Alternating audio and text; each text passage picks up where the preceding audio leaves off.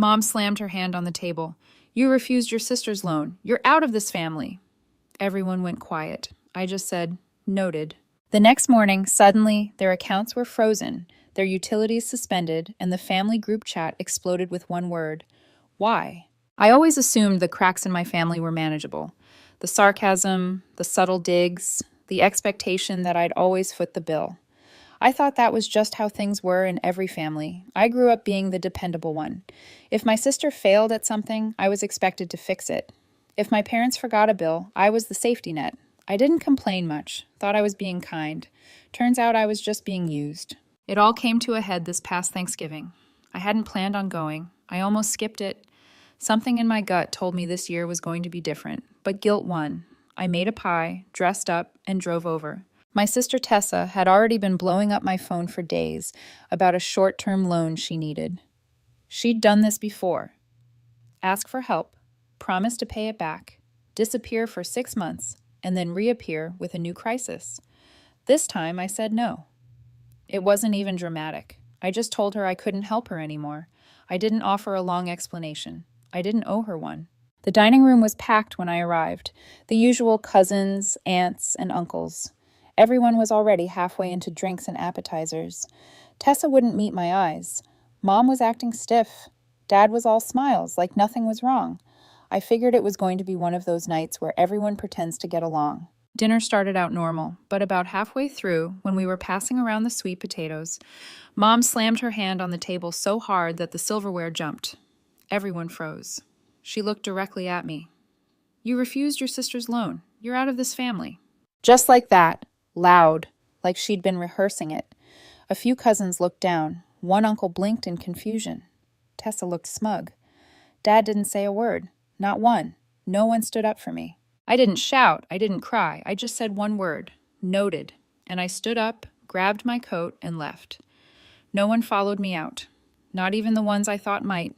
Not even my godmother, who used to say I was like a daughter to her. The air was freezing outside, but my hands were burning. I went home, tossed the pie I brought in the trash, and opened my laptop. The next morning, everything changed. Their accounts, the utilities I had been quietly paying for years, were frozen. Every little bit of tech support, bill assistance, and backup cell plan I had provided, gone. Autopay canceled. My sister's phone line suspended. My parents' internet, which they had been using through my family plan, cut. And then the family group chat exploded. Not with apologies, not with explanations. Just one word from almost every member: why? I didn't answer because that was only the beginning. The group chat kept buzzing all morning, dozens of unread messages piling up. My Aunt Lisa asked if I was okay. My cousin Derek sent a half-joking gif, like maybe it was all a misunderstanding. My dad just texted a question mark. Tessa stayed silent, of course. Mom sent one message: "Call me." I didn't. By noon, my sister had called 6 times. By 2 p.m., I got a message from her boyfriend asking if I could please reinstate her number because she needed it for work. The same work she'd quit 3 months ago. The same one she lied about to get money out of me last summer. I didn't answer him either. What none of them realized was just how entangled I was in the background of their lives. It had built up over years, fully, quietly, because they never took care of anything themselves. It started when I was in college and they needed help with bills. Back then, I thought I was just being generous. Over time, it became a given. I handled their problems before they even realized they had them. So, when I pulled out, it wasn't just a loan I refused. It was the invisible infrastructure I had created to hold them all up. That night, my godmother, the one who had sat silently at the table while I was excommunicated from the family over mashed potatoes, texted me asking if I could call her. She wanted to talk about what happened. I told her I'd think about it. Instead, I logged into the project portal for a shared property. We all had a stake in a lakeside house left behind by our grandfather. I handled the accounting, upkeep, bookings, all of it. Quietly, I submitted the formal request to have myself removed from responsibility and to reassign access to Tessa and Mom. 2 hours later, the notifications started flying. Booking payments weren't getting deposited. Maintenance requests were going unanswered.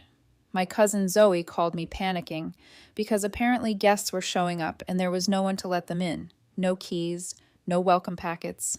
Nothing. I said she'd have to talk to Tessa about that now. Her silence said more than any apology could have. That weekend, I saw my parents had made a new group chat without me. I wasn't invited, but I found out about it through my uncle, who sent me screenshots. Chaos. Blaming me. Blaming each other. Asking who was supposed to take care of what. Tessa kept insisting it wasn't her problem, that she didn't ask to be in charge.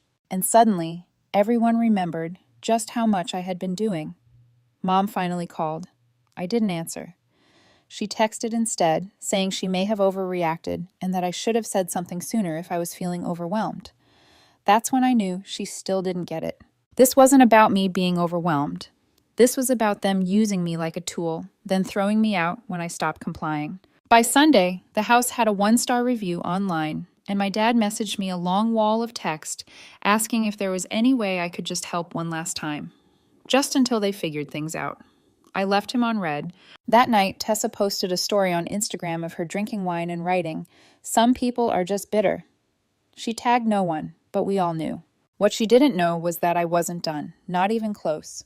By Monday morning, my sister's credit card got declined at a gas station. She posted some vague thing on Instagram about loyalty being dead and snakes in the family, then deleted it 2 hours later. But nothing really disappears anymore. Screenshots landed in my inbox from 2 different cousins before noon. I wasn't even asking for updates.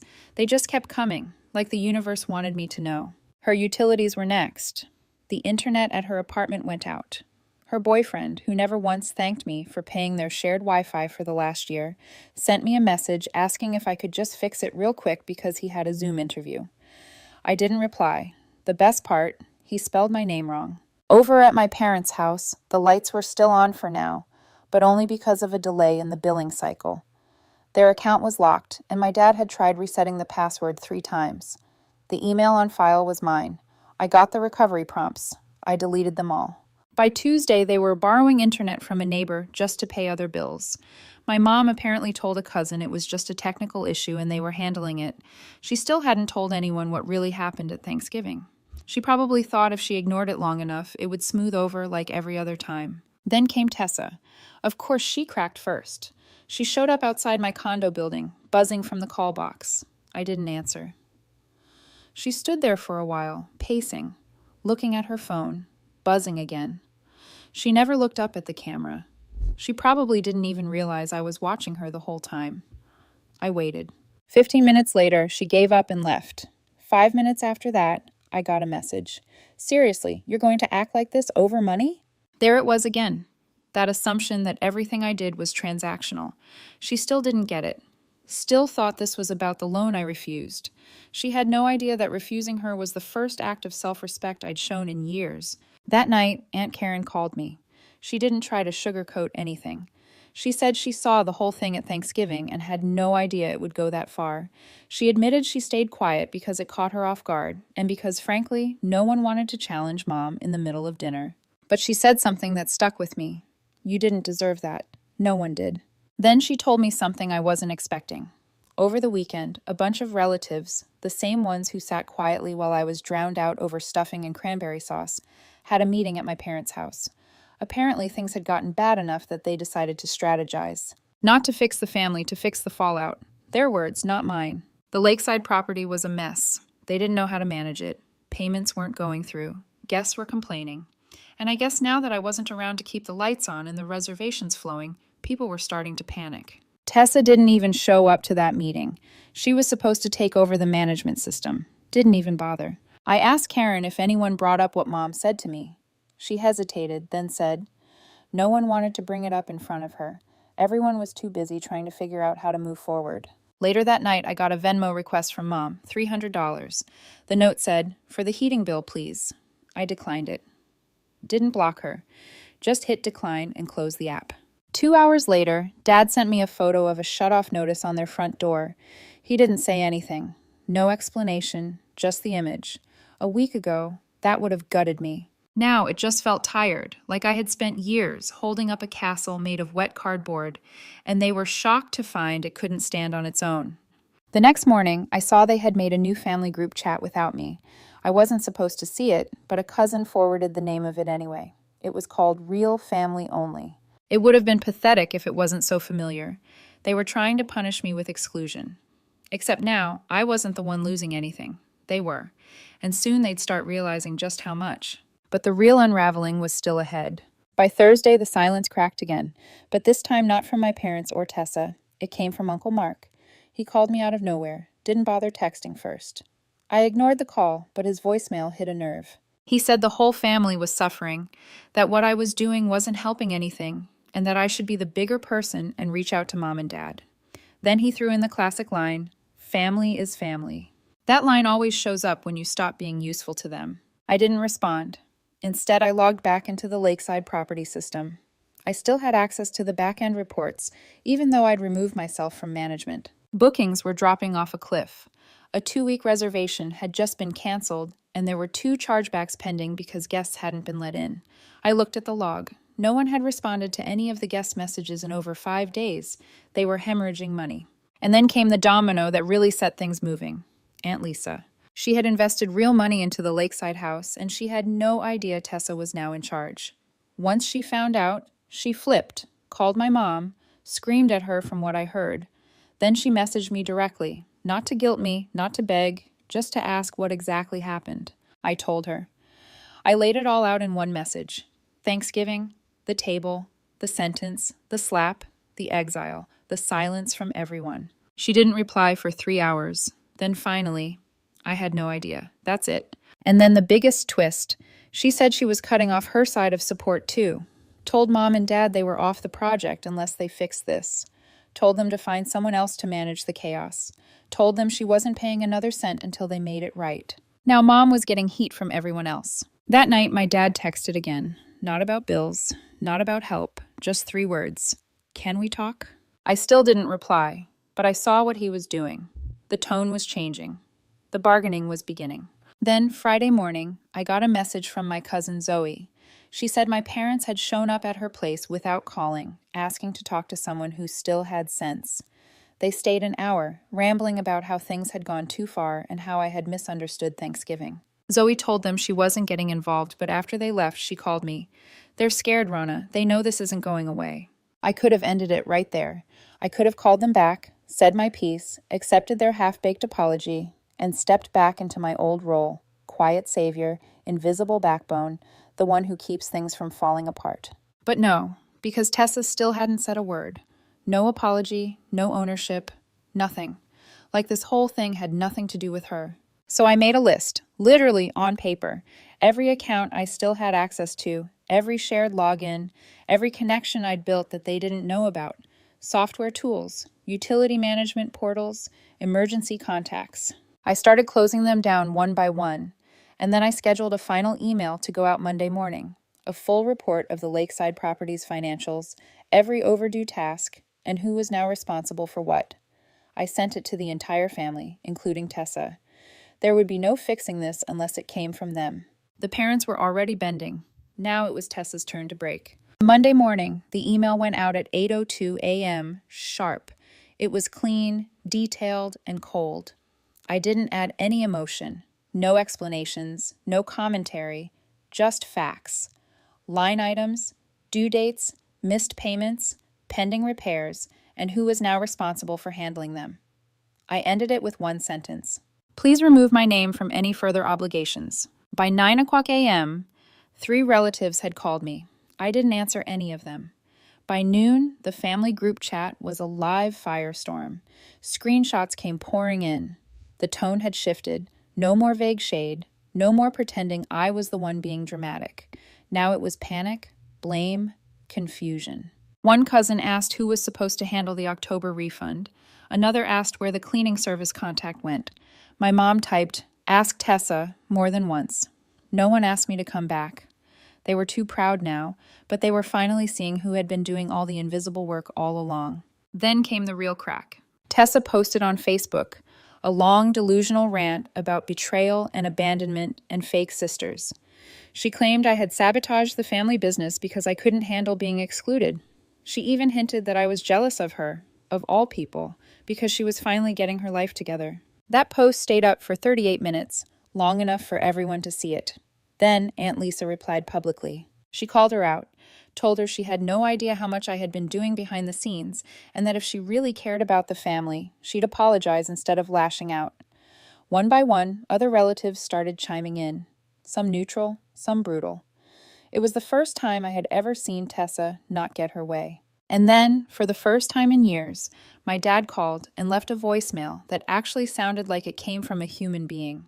He didn't justify anything. He didn't ask for money. He just said, "We were wrong, all of us. I'm sorry for what your mom said. We weren't fair to you. You didn't deserve that." Then he paused and added, "Your sister doesn't get it yet, but we do. We're going to fix it. Even if you don't come back, we're going to fix her." That was the moment I realized something had finally shifted. It wasn't performative anymore. They were losing more than money now. They were losing face, credibility, relationships. And it wasn't because I did anything to them. It was because I stopped doing everything for them. That night, Mom sent me an email, not a message, an actual email, like she sat down and thought about it. She didn't excuse herself. She didn't beg. She just said she was sorry. She said she hadn't seen how much I did, and that she hoped one day we could speak again, even if it wasn't soon. And then, out of nowhere, Tessa texted, not to apologize. She said, "Everyone's turning on me because of you. Are you happy?" I looked at the message. I stared at it for a while. Then I deleted it. Didn't block her. Didn't answer. Just deleted it, because I wasn't finished watching her world collapse yet. But someone else was about to step in. Someone I hadn't expected. And that would change everything. It started with a knock. Not a metaphorical one, a real one on my door. I didn't answer at first. I waited. I thought maybe it was a delivery. Maybe someone just dropped something off. But then I looked through the peephole. It was my mom. No bags, no papers, no drama. Just standing there, coat zipped up, eyes fixed straight ahead. I opened the door. She didn't say anything for a second. Then, "We're trying to fix her, just like your dad said." I let her in. She didn't cry. She didn't make excuses. She just talked. She told me how after that email went out, everything flipped. No one trusted them to handle anything anymore. Relatives backed out of the lakeside house. Clients disappeared, and people stopped answering their calls. And when they realized Tessa wasn't going to clean up the mess, they sat her down. Actually sat her down, not to coddle her, but to confront her. It took days. She fought, threw a tantrum, called them traitors, said I was manipulating everyone. My mom admitted they believed her for a while, but then they started looking at the facts, what I had handled, what she hadn't, and the picture got clear. It wasn't me who turned the family against her. It was her own entitlement that finally hit a wall. They cut her off. No more support, no more excuses, no more co-signing. She had to get a job, a real one. Mom even said she made her move back in temporarily, not out of kindness, but control, to watch her, make her take accountability. I asked why she was telling me all this. She said, "Because you deserve to know we're not pretending anymore. You were right. And if you never come back, we'll still keep doing this." It wasn't a dramatic moment. It didn't feel triumphant. It just felt like something was finally done unraveling. We talked for an hour. She didn't ask me for anything, not once. Then she left. 2 weeks passed. Then one night, I got a text from Tessa. It said, "I was awful to you. I get it now. You didn't deserve it. I'm sorry for all of it." That was it. No sob story, no manipulation, just words she had never been capable of saying before. And for the first time in years, I believed her. I didn't rush to reply. I gave it space. I let it sit. Eventually, I did text back. I told her I appreciated it, that it didn't fix everything, but it was a start. Then the cousins, the ones who had stayed silent, started circling back, inviting me into things again. One of them asked if I'd reconsider helping with a new project they were starting. I said maybe, depending on who was involved. And that's when Aunt Lisa said something in the group chat that sealed it all. "We've all decided your parents are back in for now. They're earning it. And your sister, well, she's still got work to do, but we trust you to tell us if she ever slips again." And just like that, I realized it wasn't revenge anymore. It was restoration, on my terms. They cut me off over a loan, but I gave them something back they never expected, a reason to finally grow.